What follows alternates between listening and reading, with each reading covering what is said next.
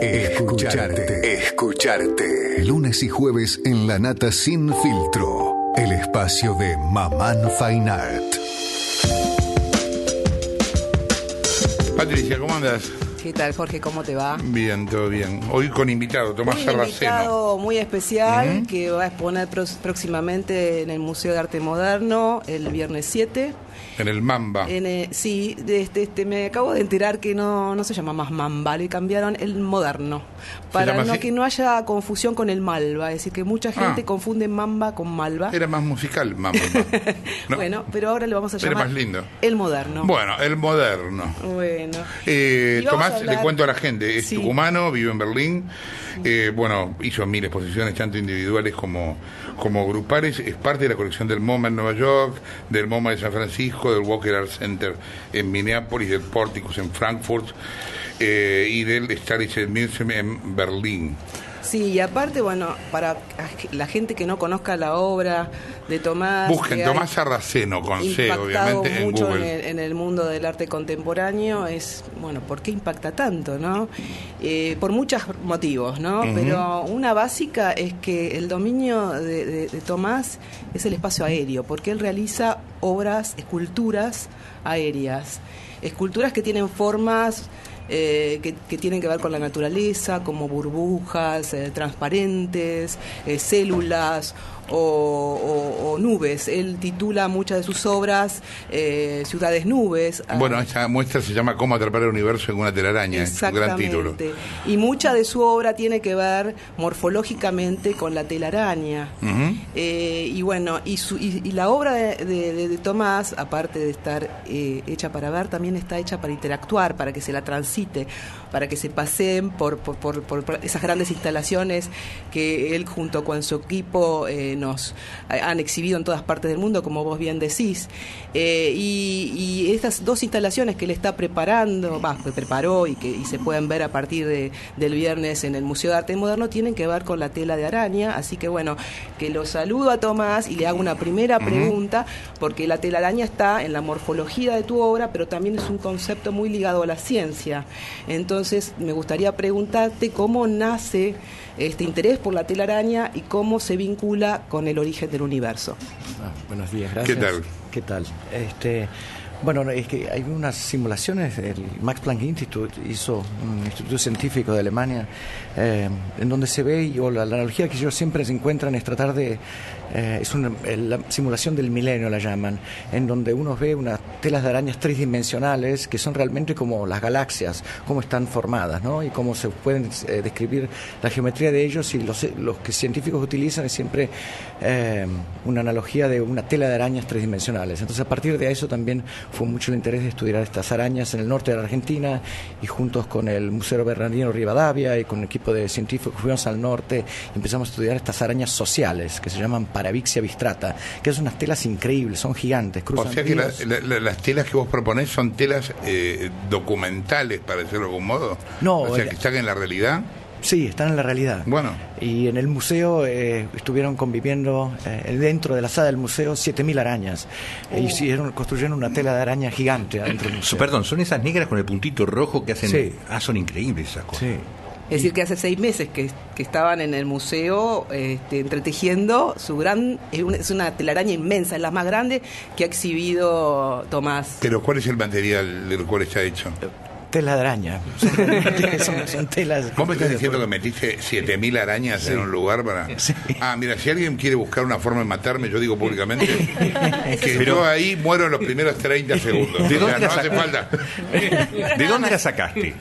Fuimos a Corrientes y a Santiago del Estero, junto con Martín Ramírez, un aracnólogo especialista de arañas del Museo Bernardino Rivadavia, y junto con Florencia Campón también. ¿Es venenosa esa, no? ¿O no? No, no es venenosa. No importa, no hace falta ni que me pique. Yo solo con la chapa de la araña caigo muerto. O sea, ¡pac! ¿Qué es lo que te atrae de la tela de araña? ¿Cuál es...?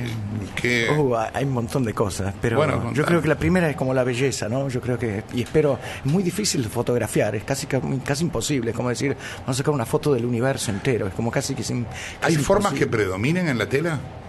Formas ideales, quiero decir. Sí. algunas cosas, en este caso de la Paravixia boistrata hay como unos hilos principales que son muy resistentes, y a partir de ahí después hay estas telas orbiculares que son muchas. Entonces lo que predomina en este caso es como el tamaño de la tela adquirente. Como dije, en corrientes hay veces que cruzan de hasta 15 metros de un lado del río al otro lado del río sin ningún apoyo. Sí. Realmente logran... Pero no es que hay triángulos o círculos o... Bueno, las orbiculares son como una especie de círculos concéntricos, ¿no? Que tienen todos los rayos que van hacia el medio y después tienen estos giros orbiculares. Así que esa es una cosa que nosotros los podemos ver bastante y poder reconocer como una especie de... ¿Y esa comparación que haces con el universo tiene que ver con que sería el punto de la araña donde empieza a tejer el Sol y el resto, cómo se van armando los planetas?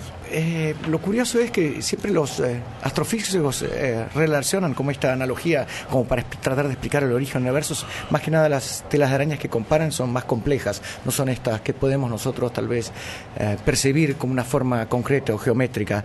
Y entonces una de las investigaciones o de las preguntas que nos hicimos, bueno, vamos a tratar de ver más seriamente cómo son estas telas de arañas. Y nos dimos cuenta que no existe colección al mundo de telas de arañas. Todos los museos científicos o de arte contemporáneo o todos los humanos nunca lo hacemos barridos demasiado de nuestras casas con la escoba. Y entonces a partir de ahí empezamos una colección que es única al mundo de telas de arañas. Entonces las construimos casi siempre como una especie de cubos y introducimos las telas de arañas y adentro construyen. Pero además te interesan las telas de arañas tridimensionales. Inventaste un método junto con científicos para poder fotografiar, escanear y digitalizar para luego con tu obra, con un sistema, con tu equipo, reconstruir esas telarañas a través de un material como la soga o cuerda, ¿no? Explica un poquito eso. Sí. No, y a partir de eso también, ¿no? Como este método que inventamos a partir de, porque como habíamos explicado antes, es muy difícil fotografiar estas telas. Siempre, de la forma que iluminás, siempre te perdés algunos hilos y algunas conexiones. Entonces, un día, a partir de como ese interés de decir, ¿tiene algo que ver el universo o la formación del universo, las galaxias y cómo están agrupadas todas estas constelaciones con la telaraña? Entonces empezamos a mirar con más detenidamente. Y después nos dimos cuenta que, esta analogía es como bastante tirada de los pelos, digamos. Pero hay qué sé yo, el número de oro, que es un número que está en la naturaleza, tiene repercusión en la realidad, qué sé yo, en los gajos de la naná, o en... y hay un vínculo entre el arte o el hombre Vitruvio con la proporción áurea, la proporción áurea, el número de oro.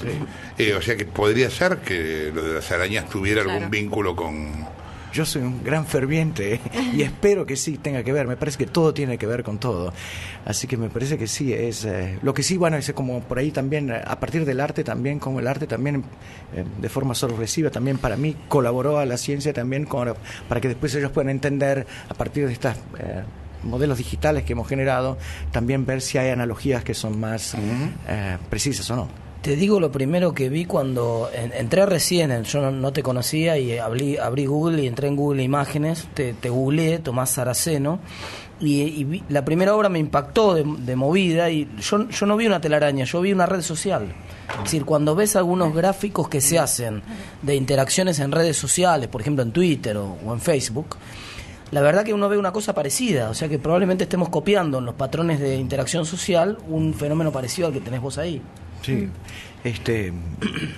una cosa también se llama Cómo atrapar el universo, una tela de araña. Entonces una de las obras que está abajo también, lo que se pone mucho en relevancia es el polvo que flota en el aire, ¿no? Somos todos polvos cósmicos de alguna forma, y todo el universo, los planetas y todo lo que conocemos por ahora se forma a través de este agrupamiento de polvo, ¿no? ¿El único sentido con el que la araña hace la tela es cazar o hay otros?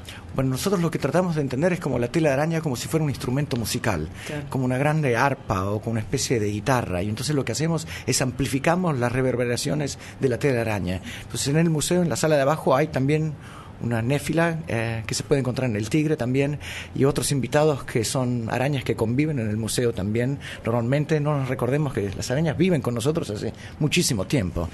Y entonces van a estar en vivo durante los 5 meses que dura la obra, tocando sus telas de arañas, y las vamos a poder escuchar, porque normalmente no podemos escucharlas porque es una frecuencia muy baja, pero inventamos con unos micrófonos muy precisos, por lo cual se van a poder escuchar las vibraciones. Claro, porque la forma de comunicar de las arañas es por vibración, ¿no? La vibración de la tela. Claro, exactamente. Es maravilloso. ¿Vos tenés registro de cuándo fue la primera vez que viste arte en una telaraña? ¿O cuándo fue que empezaste a pensar que de eso podías, digamos, ¿cómo llegas a eso? Sí, yo siempre digo, cuando las arañas nos vieron a nosotros.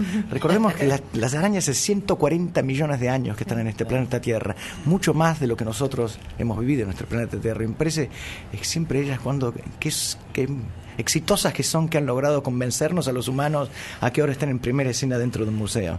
Claro. Así que me parece que todavía es cuando esa idea que siempre cuando nos preguntamos cuándo las arañas vuelven a la naturaleza, me parece que siempre convivieron con nosotros en nuestras casas, en cada esquina, y que es una geometría también muy regular. Entonces es un poco tratar de volver a entender esa habilidad que ellos tienen también, y cómo nosotros nos podemos adaptar y convivir también con otras especies, que me parece una cuestión bastante importante hoy en día. Hay patrones según la araña, obviamente, de telas de araña. Cada araña o ¿no? Debe tener. ¿Hay alguna en particular que a vos te atraiga más? Que digas, lo que más nos interesa y nos divertimos bastante, y creo que con las arañas construimos en esta construcción de telas de arañas híbridas. Entonces lo que hacemos normalmente en el museo, en la sala de abajo van a ver, es primero entra una araña solitaria, que normalmente vive sola en una tela de araña. Entonces ella construye su tela. Después a esta araña la invitamos a salir de esta casa que se hizo e introducimos unas especies de arañas sociales o semisociales. Y más que nada al final las construcciones son telas de arañas que no solo están hechas por una sola especie, sino son como coparticipaciones con diferentes arañas de diferentes grados de sociabilidad. ¿Y la araña nueva que entra usa la telaraña anterior? Exactamente. El término de usar es como decir, es como si a vos te dieran una guitarra y tocas la batería. Claro, cooperan, colectivos. ¿Entendés? Es como se devuelva, claro, exacto. ¿Cómo le podemos, agrega, digamos. exacto. O cómo podés de repente usar este instrumento para nosotros musical para comunicarte con otras especies. En el arte usan mucho intervenir la obra de otro. Acá están interviniendo las arañas desde siglos y siglos y siglos perfectamente. Pero también intervienen los espectadores, los que van a la sala, porque también ellos producen algún movimiento que también captura el amplificador, ¿no? Exacto. Entonces un cruce entre las vibraciones de las arañas y las vibraciones que producen los seres humanos, ¿no? Hay una interacción. Porque cada vez que la tela de araña, la araña toca su tela, hay unos altavoces que producen sonido. Y ese movimiento del sonido mueve el aire. Y el aire tiene polvo, porque está iluminado por una lámpara, ¿no? Entonces lo que hacemos es traqueamos o medimos exactamente en tiempo real el movimiento de las partículas de polvo que están en el aire. Y lo sonificamos también. O sea que cada vez que uno sopla, es como si soplara arriba de un micrófono, se escucha esa turbulencia que hay en el aire. Y esa turbulencia vuelve con una especie de pequeño pin. La cosa más increíble es que la araña, por ejemplo, cuando larga la primera y se suelta, ¿cómo puede ser que fabrique algo que soporte su peso, y a veces mucho más que su peso, ¿no? ¿Cómo es eso? ¿Cómo está hecho eso? Sí. ¿Analizaste el contenido exacto de eso? Una cosa que me impresiona a mí también, no es que solo a veces que se cuelgan del techo, pero que a veces viajan cientos de kilómetros a la merced del viento. O sea que hay muchas veces que ellas suben arriba de un árbol, tiran un hilo, y después cuando sopla el viento, largan las patitas y vuelan cientos de kilómetros. Y hay estas especies de arañas sociales, hay unas que están en Namibia que se llaman Sterodifus, que es una cosa increíble, porque normalmente cada araña, o cuando tienen hijos, es la forma de dispersión, ¿no? Como de colonizar nuevos territorios. Pero normalmente siempre es una araña muy chiquitita la que puede volar de este método, ¿no? Largar un hilo al aire, cuando hay viento suficiente, es como una especie de barrileta y se larga. Pero hay arañas adultas que son muy grandes y maduras y muy pesadas. Y hicieron la prueba y dijeron, bueno, ¿cuánto es el largo del hilo que tendría que ser para que ella pueda tomar vuelo? Y es casi imposible, son miles de kilómetros. Entonces ellos dicen, y de cualquier forma han observado que esta araña había viajado por cientos de kilómetros. ¿Pero cómo puede ser? Entonces observaron que que se suben diferentes arañas al árbol al mismo tiempo y empiezan a largar todos miles de hilos. El hilo es como normal seda y un poco de pegamento, pegamento. Ahora viene el viento y empieza a entrelazar todas estas telas y forman una soga. Como una especie de carpeta mágica de Aladín, digamos, en el aire. La tejedora es el aire, ¿no? Porque todas estas corrientes de aire es la que forman esta tela de araña. Cuando el aire es suficiente y esta vela que se formó en el aire presenta suficiente resistencia, todas se largan al mismo tiempo y vuelan cientos de kilómetros juntas. O sea, una araña sola con su solo hilo no puede hacerlo, pero juntas, tirando todos estos hilos, pueden lograr. ¿Cómo hacen para subir por la misma cosa que largan? ¿Viste que a veces se caen y después suben, se la comen o qué hacen? Sí, la mayoría de las veces las telas de araña son proteínas, ¿no? Son como comida para ellos. Así que en el museo también nos encontramos con dificultad que la obra aparecía y los 5 minutos no estaba más porque habían lo mejor de hablar con un artista es cuando te vas del arte y te pones a hablar de las otras cosas alrededor, que me parece mucho más interesante que hablar de un cuadro que no hay mucho que hablar nunca. Te hago una pregunta. ¿Cuánto vos crees que es comportamiento preprogramado el de la araña cuando está tejiendo hay algún algoritmo que está utilizando preprogramado? ¿Y cuánto es azar o creatividad? ¿O hay lugar para la creatividad ahí en el medio? Yo creo que sí. Como habíamos dicho antes, a mí me encanta como pensar como las telas de araña que se construyeron en el museo tienen mucho que ver con el movimiento de las personas que estuvieron durante el tiempo de construcción, porque como dijimos, siempre un hilo flota y vuela en dirección al viento. Entonces el viento que nosotros producíamos cuando caminamos en la tela también influye en el resultado de la construcción de la tela. Tienen un parámetro y un pattern y una cosa que más o menos estamos tratando de entender si se repite con un cierto nivel de precisión que antes nunca nadie lo había hecho. Pero al mismo tiempo me interesa mucho como esa interacción, ¿no? Cuánto yo influyo en la forma de construcción de la araña y cuánto unos con los otros hoy en día podemos... Perdón, pero estamos en el borde de decir la araña piensa. Es muy sensible, unas cosas muy sencillas, está bien, unos universos complejos. Sería interesante, ojalá, salimos mañana en la etapa de Nature y, claro, si la araña piensa, tengo la sensación que no creo que la araña abstraiga, digamos, en principio por el tamaño del cerebro, pero no lo sé. Bueno, si alguien está interesado, esta muestra fue review en la revista Nature. Mirá vos, qué bueno. Acaba de salir hace 2 semanas Nature habló de toda esta muestra. Claro, porque en tu obra participan científicos y biólogos, y además es un cruce interdisciplinario, ¿no? Sí. Y hablando de aire, contame un poco de este proyecto Aeroceno, ¿no? Sí. Contame un poco, porque es apasionante, he leído de él y me parece que es muy importante que vos lo digas acá, de qué se trata. No, bueno, estamos pensando cómo pensar formar un día del aire, ¿no? Un día de la Tierra. Hace un par de días fueron que la mayoría de la población o mucha gente apaga la luz, ¿no? Estamos pensando cómo también revalorizar el aire en un punto. Entonces, cómo inventarnos un día del aire. Entonces, junto con el CCK y otras instituciones, estamos tratando de ver cómo nos podemos organizar para pensar un día de la independencia de los hidrocarburos, ¿no? ¿Cómo podemos pensar una sociedad que no depende tanto de los fossil fuel? ¿Cómo sería? De los combustibles fósiles. De los combustibles fósiles. Entonces, a partir de la invención por ahí de un rito, es decir, bueno, el Día del Aire y de la independencia de los combustibles fósiles, hay unas partes culturas que lo que hacen es que solo el sol calienta el interior que envuelven y a partir de ahí se elevan en el aire. Entonces, con eso hemos hecho viajes, por ejemplo, hemos largado unos globos desde Berlín y llegamos hasta Polonia, 800 kilómetros sin quemar ningún tipo de combustibles fósiles. Estamos haciendo un montón de ejercicios, trabajamos también con... ¿De globos tripulados, de globos con personas o de globos...? También hicimos un récord mundial de levantar una persona en el aire por primera vez en la historia de la humanidad sin quemar ningún combustible fósil. Wow.